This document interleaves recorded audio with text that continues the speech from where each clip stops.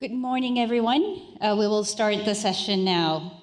So, Honorable Ministers, Excellencies, esteemed panelists, colleagues, ladies and gentlemen, very good morning, and it is a warm welcome to this city of Milan and also for this session.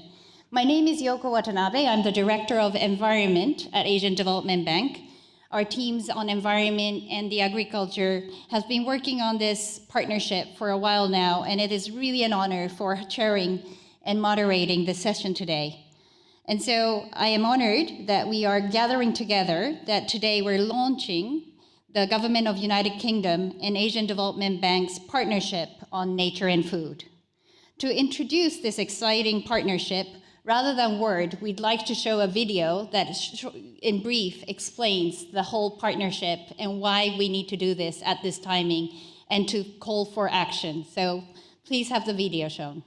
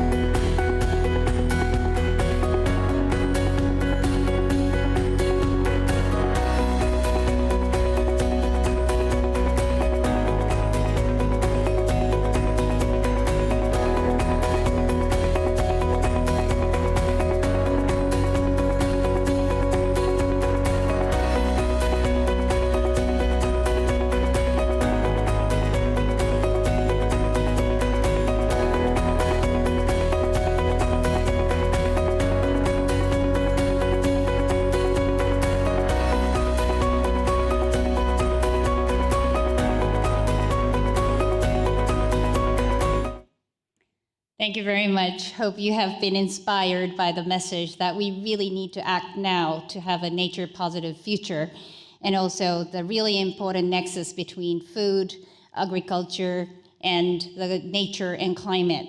So it's really, this is a partnership that we are building up on a long-standing relationship with UK government and the ADB.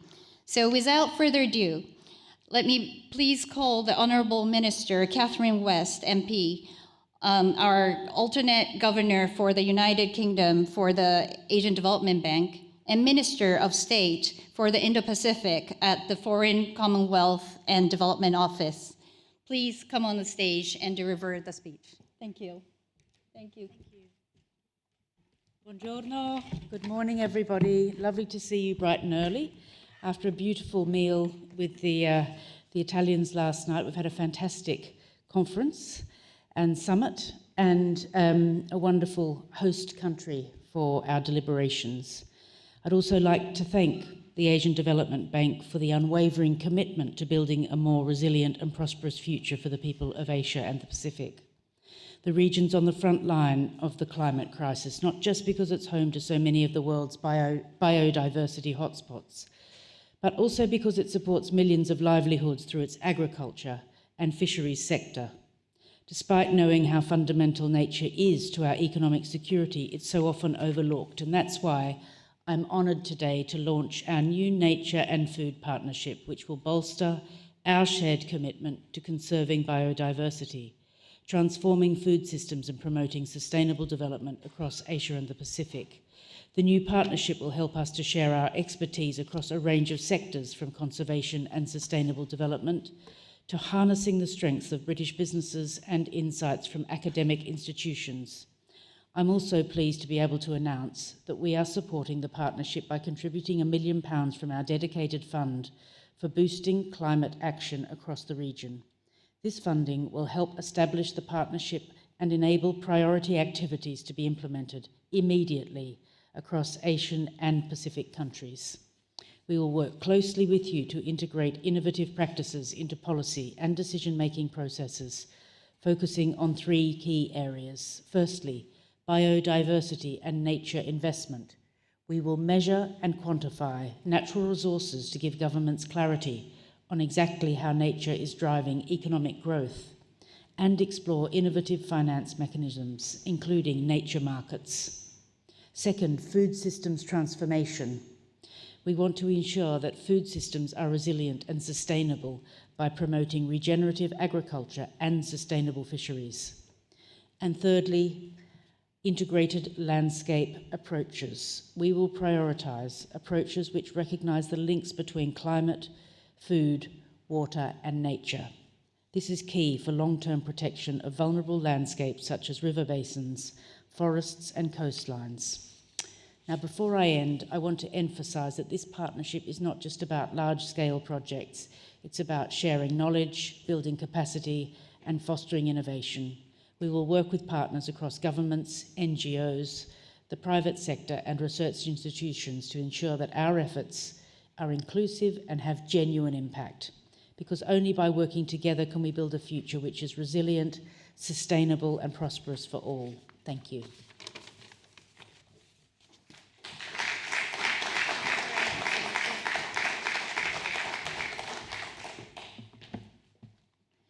Thank you very much, Minister West, for your inspiring remark and announcing the financial contribution from the UK government for this partnership on nature and food.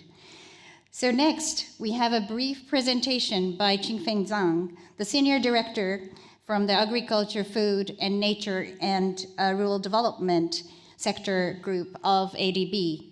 And he will be introducing what type of activities we will be embarking on under the UK and ADB funding on food and nature.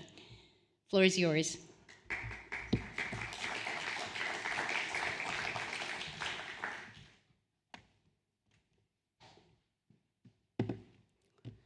Thank you so much. Thanks again for Catherine, a minister from the FCDO, very incentive for opening remarks. And also good morning, everyone. This is a great opportunity today we get together as a follow-up.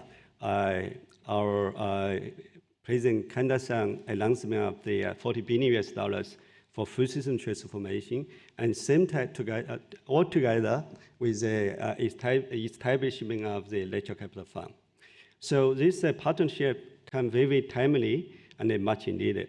So today we are taking a few minutes, quickly share with you how we can bring this partnership to the underground, the impact. As a minister, Catherine just mentioned about it, we focus on 3 key areas. Number 1 is nature and biodiversity. Again, nature capital accounting and also the elaborating the natural market is the key for the nature and biodiversity area. And the second is for food system transformation. Of course, we're going to focus on scaling regenerative agriculture and also how we repurpose agricultural subsidy to enable the payment for ecological services. And at the same time, also a third area is scale up our natural financing and also food system transformation through the landscape approach, particularly through the source to ocean and also the river basin approach. So 3 key areas we focus on how to build up this partnership. Again, bring the expertise from UK, share their knowledge, and also scale up the innovations, experiences across Asia. Second is also we work together co-development project, particularly in South Asia and also Southeast Asia. And thirdly is, of course, is strengthen the capacity, very critical. That's why we're going to have this learning week going to establish in London. Again, I probably use a few examples to showcase how this is going to be implemented on the ground.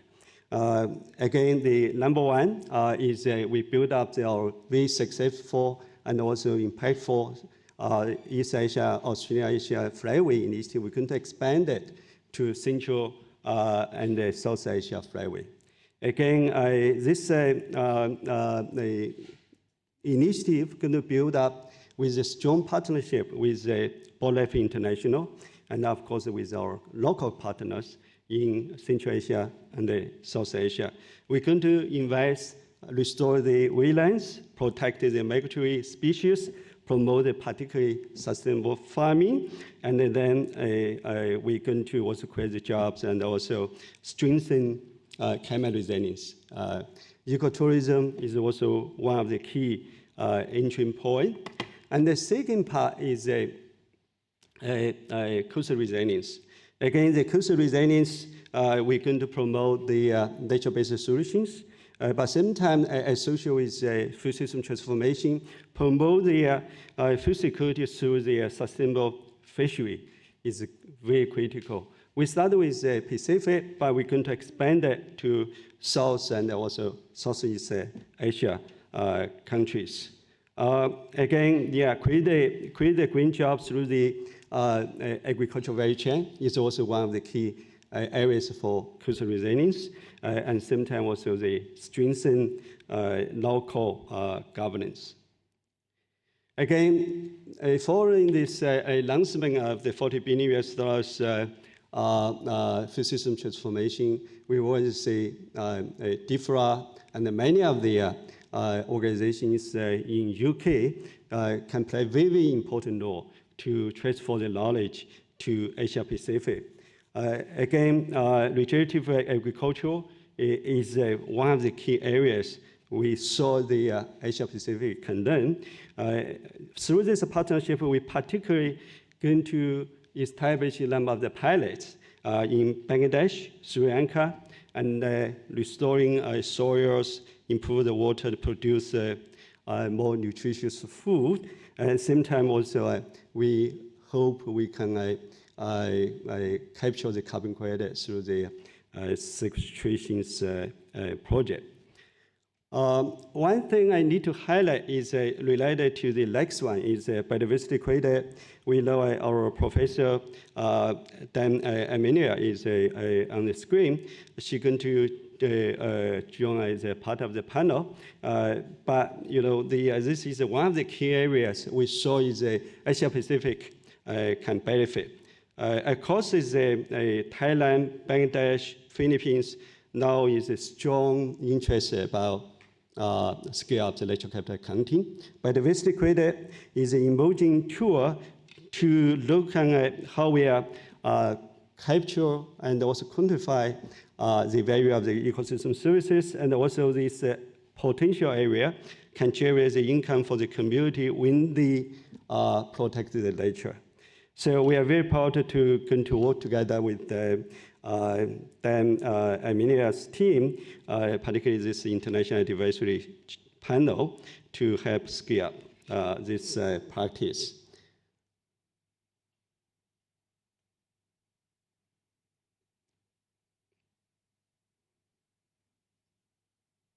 Can I move to the next slide? Yeah, thank you so much. Again, this is related to the third area we're talking about capacity building. We call it the UK Conservation Learning Week. Actually, many of my colleagues now in this room, with the leadership of our AED, Sean, and also our former Director General, together has a no-show in London. We have a very in-depth discussion with the Oxford Nature Positive Hub and the Cambridge Conservation Network.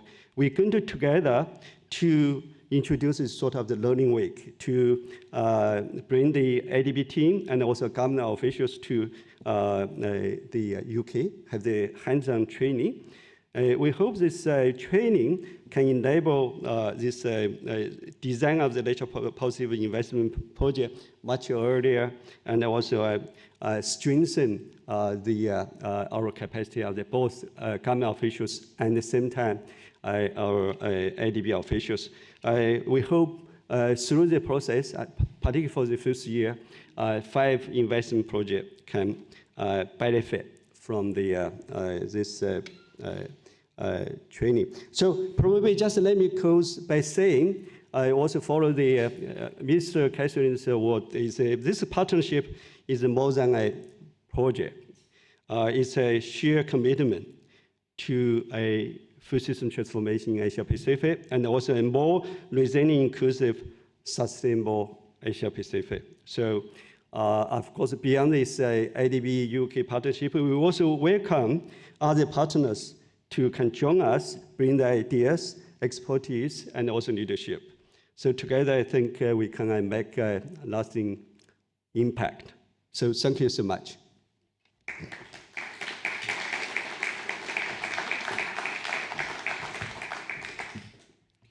Thank you very much, Jing Feng, and also highlighting on the key elements of the partnership on biodiversity conservation, regenerative agriculture, and particularly the importance of knowledge sharing and capacity building. So thank you very much for that. So let us now move to the next part of the exciting launch event today. We're going to be having a panel discussion, and we have a real high-esteemed, high-level guests here today. So the first one is Dame Amelia Fawcett. She's a co-chair of the International Advisory Panel for Biodiversity Credit. We just talked about biodiversity credit and its innovation. And the chair of Royal Botanical Garden Kew. She will be joining us through a video messaging. And I'll actually want to invite all of the panel while we listen to her. So the next panelist will be Chris Bold, Deputy Director, International Financial Institutions Division of the Foreign Commonwealth and Development Office of UK. So please come to the stage. And following that, we also have a speaker from the DMC, the development member countries, Mr. Wichai Paksa. Thank you very much, Director of Foreign Affairs Office. He's from the Bank of Agriculture and Agriculture Cooperatives in Thailand. And we also have our great partner, Natasha Hayward. She's a program manager of the World Bank working on the global program on agriculture and food security program. And she's also the global lead on the food and nutrition security of the agriculture and food global practice at World Bank. And finally, our own Yasmin Siddiqui, our Director on Agriculture, Food Security, Nature and Rural Development. Thank you so much, Yasmin.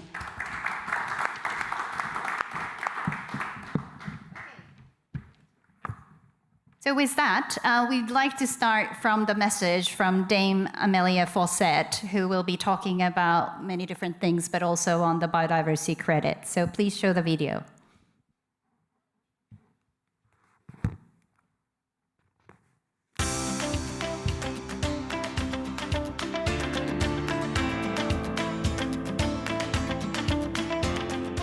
I have to admit that I am continually surprised by the number of people, including business leaders, who do not fundamentally understand that nature is our most important asset. Indeed, a recent WEF study indicated that $44 trillion of the world's economy depends on nature and the services it provides. That is more than 50% of global GDP. And I suspect the next question is, well, where could businesses start when they do realize this? And the best place to start, as with many things, you get what you measure, is to measure and report on businesses' reliance on, dependence on, and impact on nature. And there are many ways people can do that. They can do that through TNFD or SBTN. Natural capital accounting could also make a big difference. And here I think the question is embedding into business models, businesses, and accounting that people rely on and that they understand as a way to further enhance the understanding and interest in nature and the impact of nature. An investment in nature, I think it's obviously not only about risks, it's also about opportunities. And there are huge opportunities when it comes to risk. Regen agriculture, agroforestry, habitat restoration, supply chain management. And if you think about it, more and more companies are indeed focusing on these things to increase crop yield, to increase quality of products, to promote better health in terms of the inputs that are used.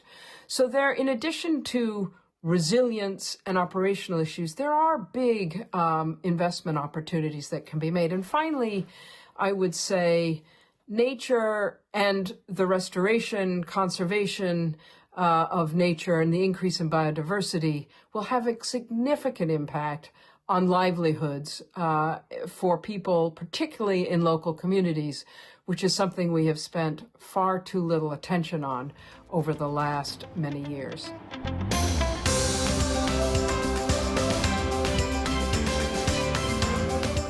Biodiversity credits are one financing tool identified in the Global Biodiversity Framework. And I hasten to add that it's one tool and not a silver bullet. And it certainly is not a substitute for public finance or multilateral development finance. The International Advisory Panel on Biodiversity Credits, of which I'm a co-chair with Sylvie Goulart, has been working on the development and enhancement of biodiversity credits and credit markets since 2023, with a view to ensuring that sustainability and integrity are at their core. We launched the framework in Cali last year, which consists of 21 high-level principles, which were developed in coordination with the World Economic Forum and BCA. And the framework also contains detailed guidance and a number of pilots which have become our community of practice. By aligning biodiversity credits with these high-level principles, we think that biodiversity credits can become an incredibly important part of the ecosystem of financing for nature and nature stewards, and increasing the amount of funding for both. We have to admit that Cali was not the end of the process, but the beginning.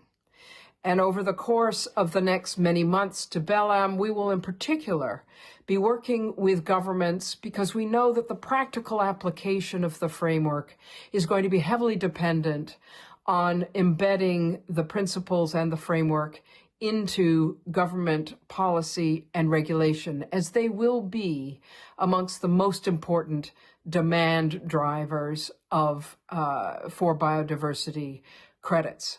And so we will be working very closely with governments, national and local governments, as well as international organizations to help with the practical embedding of the framework into local markets.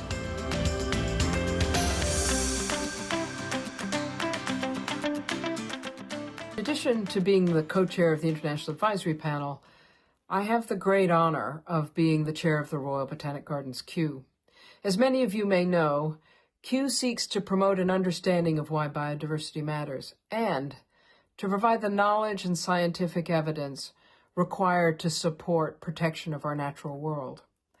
Our Manifesto for Change, which runs to 2030, has 5 key priorities, and one of them is to influence national and international opinion, working directly with governments as well as through partnerships. We have more than 400 partnerships in 100 countries, many of them in the Asia-Pacific region. We also believe that partnerships are crucial to conducting world-leading research and to providing robust science tailored to the needs, interest, and context of our regional partners. Indeed, the impact of Kew science, whether climate-resilient crops or tropical important plant areas for the protection of the most biodiverse areas, would not be possible without these critical partnerships. They are a fundamental part of our strategy and our everyday work. Great. Thank you so much, Dame Emily Fawcett, for that really inspiring message, and also highlighting really on the innovation of biodiversity credit, building on the carbon credit and other innovative financing. ADB has also launched the first biodiversity bond last year of 100 million, and we are actually embarking under this partnership to look into how we can support biodiversity credit in our developing member countries. So This is wonderful. Thank you very much. So we'll move on to the in-person panel now, and we're really excited to have this really great, panelist here. So I'll start with Chris, the director of IFI at FCDO. Minister West already highlighted that UK have a lot of experience and expertise on regenerative agriculture, biodiversity conservation, natural capital accounting and all. How do you see that this partnership can leverage those expertise, and why is it so critical at this juncture that UK embark on these climate and nature actions further? So. Thank you. I'm absolutely delighted to be here today for the launch of this partnership with ADB. Our ministerial team, including the Foreign Secretary, are really exercised about two crises that are facing the world at the moment: the food and hunger crisis, and what they see to be a crisis of nature and biodiversity loss. These are both very important to the Foreign Secretary, and when we talk to him about his personal priorities, these are the areas that he raises. And one of the first things that he did when he took office 6 months ago is he appointed two special representatives, one on climate and one on nature. And our nature representative says that she thinks we're at least a decade behind where the climate community are. And really only in the sort of foothills of our understanding of the scale of this challenge. And she lays out an ambition for us to try to follow where the climate community have gone before, which involves, firstly, working out how we quantify, model, and measure natural capital. And then secondly, creating the instruments, the mechanisms, and the markets to respond to that. So we talked about some of the examples of that: biodiversity credits, green and blue bonds already, and the ADB's been at right at the forefront of that. And then thirdly, eventually we'll get to the stage where we're able to start setting targets and pushing the boundaries and encouraging others to step up and devote more finance to this area. So when we think about how to respond to these challenges, the MDBs are the obvious partners of choice for us because of their scale, because they, as part of their mandate, they work across borders in multiple countries, and because of the leadership that they're already demonstrating on climate. We had the target at COP last year, where the MDBs really saved the negotiations by stepping up and coming out early with a really ambitious target on climate. And it's that sort of leadership that we're going to need to see from the MDBs. So that's why we're so keen to partner. And this partnership grew out of a roadshow last summer where a number of ADB colleagues visited the UK and started to form these links with many of the organisations that we've heard about here today, like BirdLife International and their Flyways initiative, like the Zoological Society of London and their Swimways initiative, like Kew Gardens, like the Meteorological Society.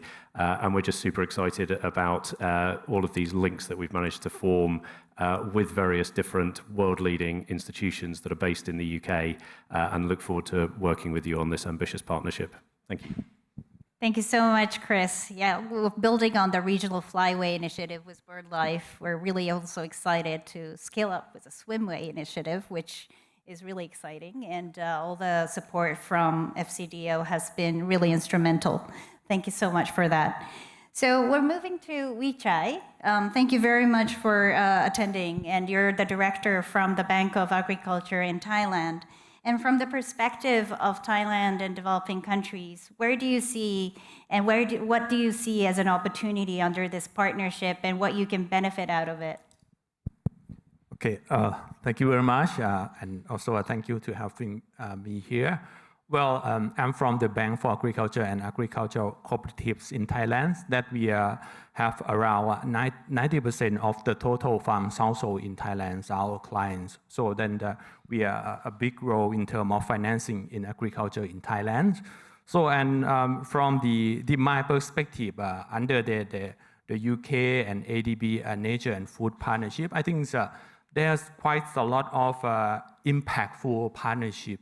So from my perspective, that from this a kind of a partnership, I can to figure out around like three main key areas that in terms of the opportunity.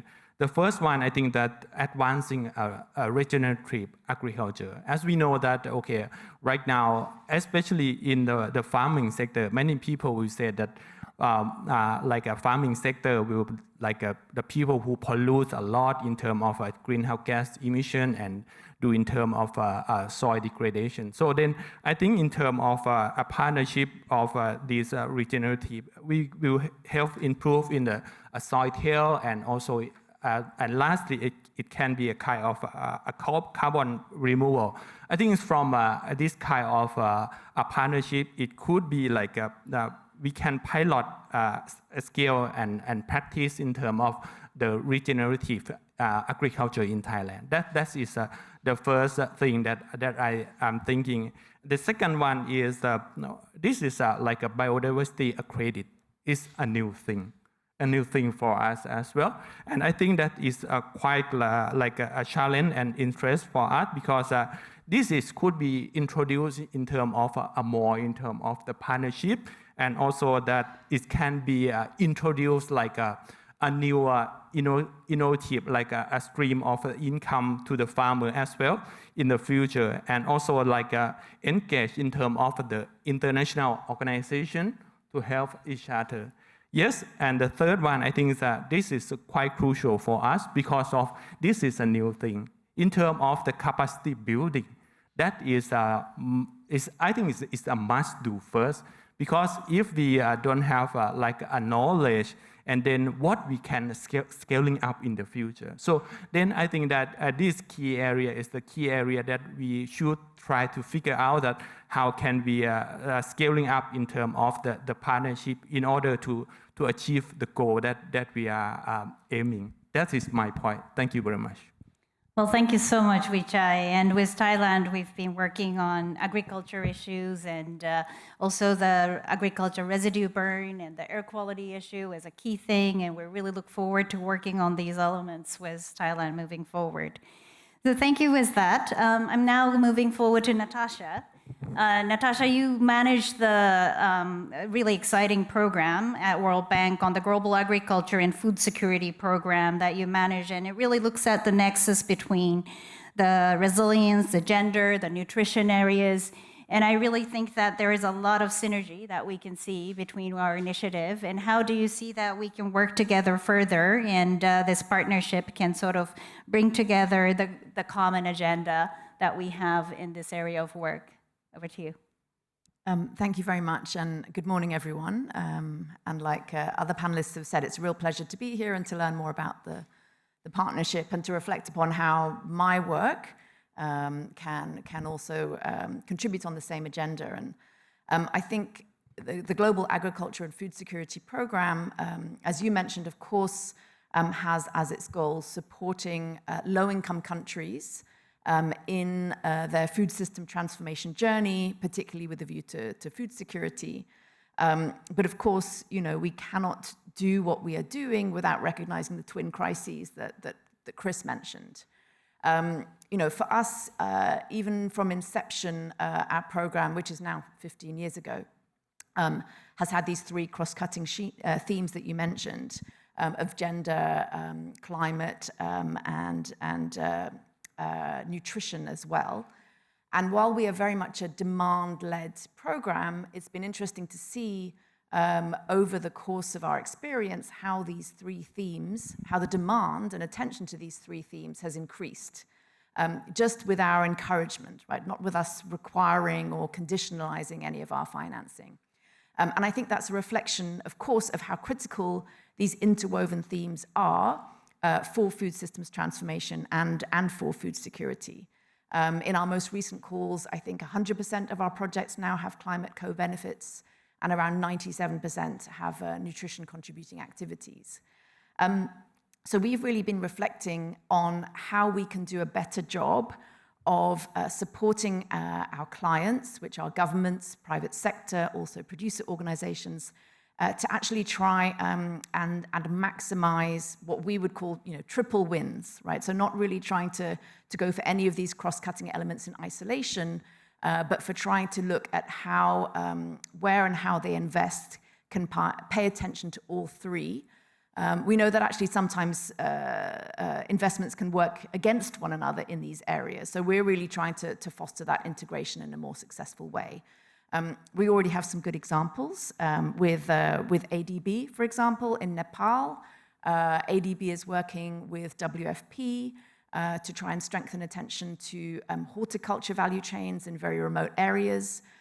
In so doing, they're targeting women farmers explicitly, and also trying to pay attention to dietary diversity and nutrition in the household level. So it's a really good example of that integrated triple win approach. And we just had a steering committee in April, which some of our ADB colleagues were there for, where our steering committee committed in its Vision 2030 framework to really prioritize this sort of nexus thinking, very much responding to the twin crises, but also ensuring that nutrition and women are at the heart of that approach. Thank you. Perfect. Thank you so much, Natasha. And it's really great to see that inclusive approach with gender and also on the nutrition area for the food security. And glad to see that there is a strengthened collaboration on the Natural Capital Fund and the program as well. So thank you very much for that. So we're now moving to Yasmin. Yasmin is a director of agriculture and food security and more. And as all of you heard yesterday, President Kanda mentioned about the priority of food security at ADB. And we're also implementing the joint statement on nature among the MDBs that we announced in Glasgow in COP28. And it's been a really instrument that MDBs all come together to work on this space on food and nature. So Yasmin, highlighting on that, how do you see this partnership will sort of further promote the food security element and safeguarding biodiversity and make a difference in our portfolio moving forward?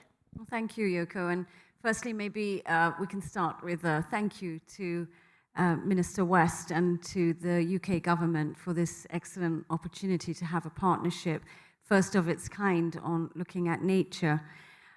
Maybe first to start off with the gloomy part, and then I'll go to the positives. I mean, of course, our region, Asia Pacific, is majorly impacted by a multitude of challenges, having half the world's food insecure, tremendously high levels of malnutrition, food price inflation, trade tariffs. There's the whole gamut of challenges, but perhaps importantly, climate and disaster impacts, which the region is at very high risk of.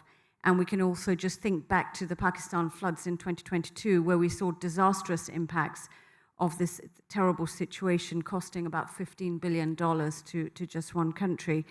We also have conflict and the fragile and conflict-affected states. So, of course, we have tremendous challenges, but now the 40 billion that was announced yesterday, for me, that's the real silver lining, because this is where we have tremendous opportunity.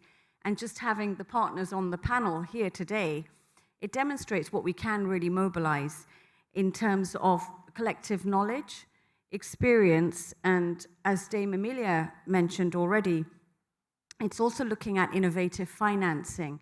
So it's learning each other's languages, and even over the period of the last 2 years, for many of us within ADB, nature, as you've just mentioned, it's this increasing discussion.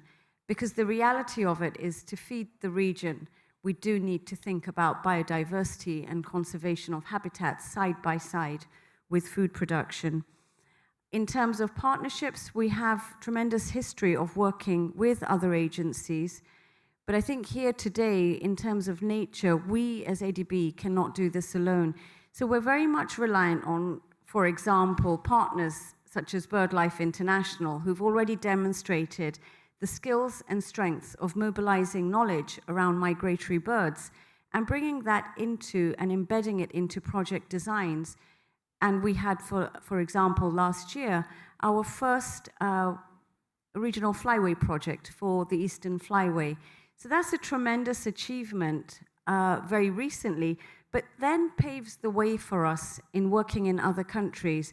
And we're already discussing about the Central Asia, South Asian Flyway, which we've been discussing now in earnest with our representatives in Central Asia. What we can do is bring examples and experiences, and I think that's where the power of partnerships exists. Thank you. Great, thank you so much, Yasmin. Somehow the time goes by quite quickly, but you've heard from all the panelists, and I want to be a little more interactive, so I'll have another round, just a minute. Maybe you can summarize what your key messages are, or what you want to reflect on any of the panelists' sort of comments that you heard today. I'll go through from Chris to Yasmin, just a 1 minute sort of brief comments or messaging from your side.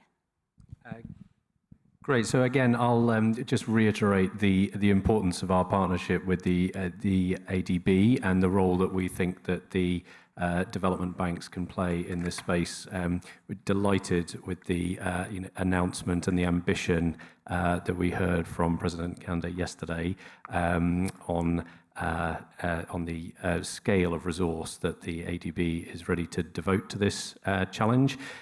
With your demand-led model, listening to the needs of countries, you're in a really unique position to rise up above the project level, work with governments on the policies and the enabling environment that will start to shift priorities, and then you've got the expertise, you're the knowledge banks that are able to replicate these initiatives, build the scientific evidence, and support other countries in the region to adopt best practice and to challenge, respond to challenges that of cross-border issues.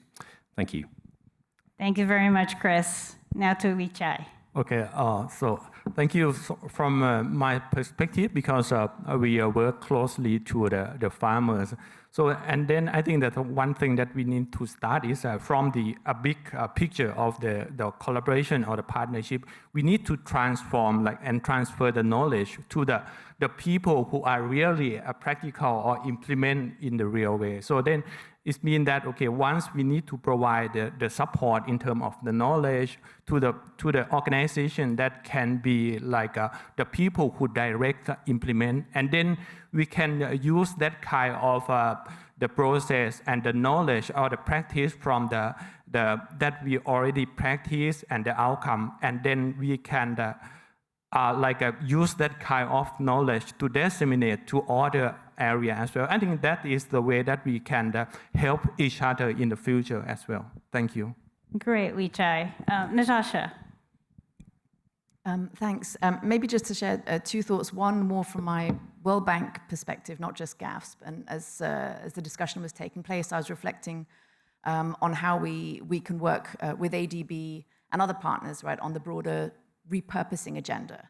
You know, recognizing right now how a great deal of the public support to agriculture and food systems, unfortunately, is supporting perverse outcomes, right, in terms of the environment and the natural resource base, also in terms of diets and health outcomes.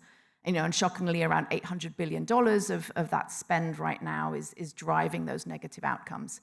So reflecting with our partners about how to work with our client governments on more impactful use of those really scarce and valuable public resources, and how partnerships such as this one can point the way actually to more impactful investments. And maybe just briefly on GAFSP, a couple of other quick thoughts. You know, we have two investment tracks that I think are super relevant to this debate. One is our so-called producer organization-led track, where we really try and put farmers' organizations at the forefront, and where they're really leading the way in terms of regenerative agriculture and agroecological approaches. And I think there's a lot for us to learn, and for some of our country partners to learn in terms of adopting and scaling up of those approaches. And also our newer pilot business investment financing track. And here we're very hopeful. We've received an application actually from ADB for the Natural Capital Fund, which our technical committee is now reviewing very rigorously. But this is really an approach to private sector finance that tries again to incentivize investments that not only hit the sort of financial bottom line, but also the development bottom line in terms of nature, nutrition, and climate. So we look forward to that. Thanks. Thank you. Yasmin? Okay, very good. I just wanted to remind that on the 40 billion announcement made by President Kanda yesterday, it's very much underpinned by nature conservation and looking at agriculture in the context of nature. So my two big words would be mobilize knowledge, financing, and other resources that we can really take that to our client countries and to our beneficiary communities and demonstrate to them what does it take? How do you do it? Because at the moment, in many countries, we talk about financing for nature, but we really need to illustrate that with examples and demonstrate to ministries of finance, why is it worth investing? Why is it a win-win situation? So I see that as the most important area, and that does require us to work across with other teams within ADB and beyond, but including, as I keep saying, we need to speak the language of finance much better, because we need to know where do we find those instruments, and mobilize private sector. The other one is to revive, and just the experience we had last year in our roadshow to the UK, I was taken back to, and I'll give my age away here, but about 20 years ago, when we were working in the UK on catchment management planning. We were working on nature-based solutions.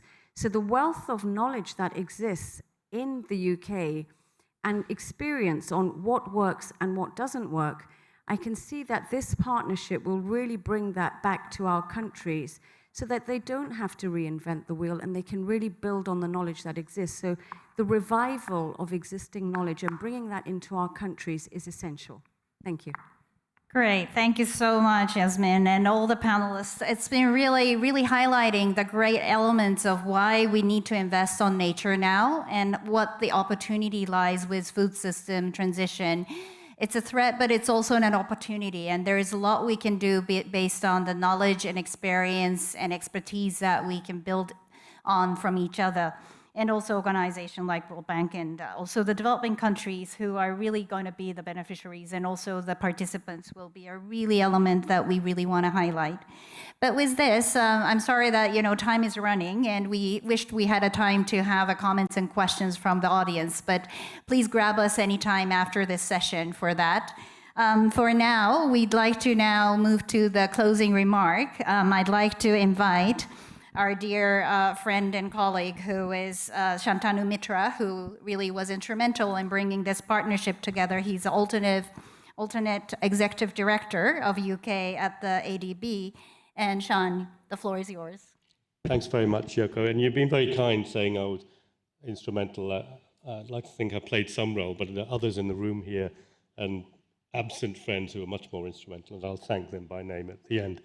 But just to say, first of all, I'm really excited that we're finally getting this off the ground and this is coming to fruition. I was lucky to participate in the roadshow, which several colleagues have mentioned, and I have to say that was, for me, one of the most stimulating weeks I can remember in my professional life, and going across the UK, and it was an eye-opener for me how much expertise we really do have in the UK. So it's great that we're being able to follow up in a practical way and making this happen. I'd like to also say the UK is, I think over the last 10 years, we've been one of the biggest contributors in terms of grant funding to ADB trust funds. Many of those, and some of them were mentioned, I think, in Ching Feng's presentation, are working on issues which definitely overlap with the agendas we've been talking about here. And I hope some of those, it's about more than this £1 million that the Minister announced today, but how we can use those much larger existing trust funds, urban resilience, the ASEAN Catalytic Growth Facility as well. But I'd like to also say, for me, this partnership is about much more than money. And I think maybe one of the most powerful things is how we can actually bring together all the expertise across the UK to share knowledge. And I think that's one of the most powerful things. We often don't know what's out there, and that was the value of the roadshow, actually forging those partnerships and finding out who we can work with and who has the expertise to support and work with the bank. The third thing I want to say is, and certainly from my perspective on the board, that this partnership is really aligned with ADB's strategic priorities. We saw the announcement yesterday of the 40 billion for nature and food systems transformation. Yoko, you led on the new Environment Action Plan last year, which has really, raised the level of ambition on nature and biodiversity, among other issues. The bank's ambition to do much more on global public goods and regional public goods, this is definitely going to feed in to all of that. I mean, that's been a big part of the strategy 2030. I think we're seeing that in the demand that we're seeing from our developing member countries and some of the really strategic initiatives that colleagues at the bank are working on. For example, blue economy, large strategic blue economy policy-based lending, the things like the Flyways initiative and the glaciers to farms. These are very, very potentially transformational. I'm sorry to use that bit of jargon, but I think they certainly do have that potential. So the other thing I want to say related to this, that a lot of this, as Chris said, is quite emerging areas of knowledge. We're a long way behind the climate agenda in terms of knowing the solutions and having the commitment from partners across the board. So this goes to the point that we increasingly see that what our developing member countries want from the bank is not just our finance, but the access to best practice, international best practice. So that to me is, the value of forging these partnerships across the UK. And it's for the bank, not just the excellent expertise we have within our staff, but being able to access leading sources of expertise across the world and bring that to the table when we're talking to our clients in the developing member countries. So the final point I just want to say is, again, a word of thanks. I'm going to wrap up now, Yoko. I just want to thank by name the people who have really been driving this. And so on the UK side, Gabriel, who's sitting there, and John Warburton, who is not present today, from our FCDO, Foreign Commonwealth Development Office, but they've been working very closely with DEFRA and the Department of Business and Trade. So I want to thank you, Gabriel, and John. And on the ADB side, Qingfeng, has been, I think, from when you went to the Food Security Summit in London, trying to push this. And Yoko, yourself, Yasmin, and Deborah Robertson, and Duncan Lang, who were not here. And when you sit down and talk to people like that, it's so great to see that we've got these people who really have, you feel like you're talking to nerds and we need nerds who really can get into these issues and know what needs to be done. And so I want to thank all of them. And finally, just really, really now looking forward to seeing this deliver the tangible results we want to see, both in terms of mobilizing finance, including from the private sector. I think the City of London, we can link up with them a lot on this, but also on some of the policy changes that we want to see come out of all of this. So that's ultimately where we're going to see the benefits of this, and I hope we'll see them very soon. So let me stop there, Yoko, hand back to you. Thank you so much, Sean, for that closing remark, and really thanking all the sort of colleagues who have really worked on this. And I really want to thank Minister West for her leadership and the team who have made this happen from both ends. So thank you very much, and we really look forward to implementing this in partners with all of you who are here. And thanks for coming early in the morning to this session. Thank you.